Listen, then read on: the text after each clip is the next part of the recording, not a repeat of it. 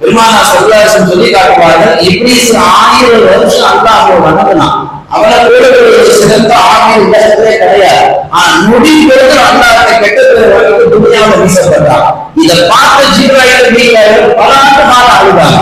அல்லாஹ் ஜிப்ராயில் மீகாயில கேட்டா, நீங்க 2 பேரும் அழுவீங்க, நீங்க என்ன தப்பு பண்ணீங்க? இல்லையா அல்லாஹ், 1000 வருஷம் வணங்கின அந்த இப்ளீஸுக்கு இந்த நேரம்னா எங்களுடைய நிலை என்ன என்பதை நினைத்து நாங்கள் வருத்தப்படுகிறோம், அழுகிறோம் என்று சொல்லி ஜிப்ராயில் அலைஹிஸ்ஸலாம் போன்ற பெரும்பெரும் மரங்கள், இப்ராஹிம், மீகாயில், இஸ்ராயில் போன்ற பெரும்பெரும் மரங்கள் எல்லாம் ஒரு வேறு சம்பவம் நடந்ததற்கு பின்னால் அடுத்தவர்களுக்கு நடக்கக்கூடிய அபாய சம்பவங்கள், மனதை உருக்கக்கூடிய சம்பவங்களை பார்த்த மலக்குமார்கள் கூட என்ன செய்தார்கள், தன்னுடைய ஈமானை வலுப்படுத்திக் கொண்டார்கள்னா இன்னைக்கு நாமளே சராசரி மனுஷங்க, நம்மளை நாமளே சரி செய்ய சொன்னா நம்மளை யாரும் சரி செய்ய முடியும்? உமர் இப்னு அப்துல் அஜீஸ் சொல்லி காமிக்கிறார்கள், நான் உமரும் ஒரு சபையை உட்கார்ந்துக்கும் போது ஒரு மனிதர் வந்து என்னை பார்த்து சொன்னாரு, நீங்க பார்க்க ரொம்ப அழகான இருக்கீங்க, நீங்க தான் சிறந்த வாலிபரா அழகுள்ள வாலிபரா இருக்கிறீங்க. இதை கேட்ட உமர் எல்லாம் அழ ஆரம்பிச்சாங்க.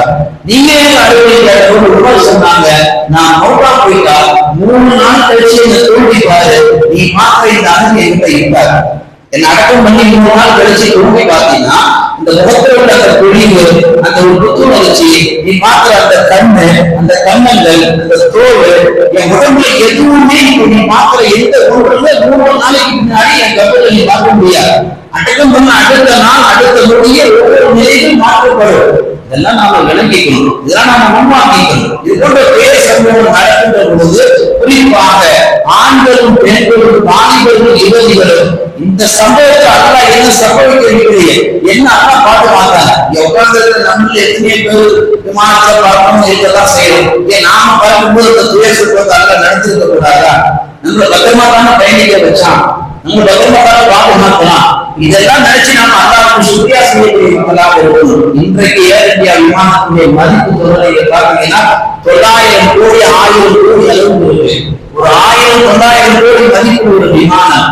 அந்த விமானத்தில் பயணித்த மனிதர்களுடைய எதிர்கால லட்சிய கனவுகள், அந்த விமானம் வெடித்து சிதறலுக்கு பின்னால் கண்டெடுக்கப்பட்ட ரத்த நிலைகளும் காப்புகளும், இவை எல்லாமே மதிப்பெற்று போனது.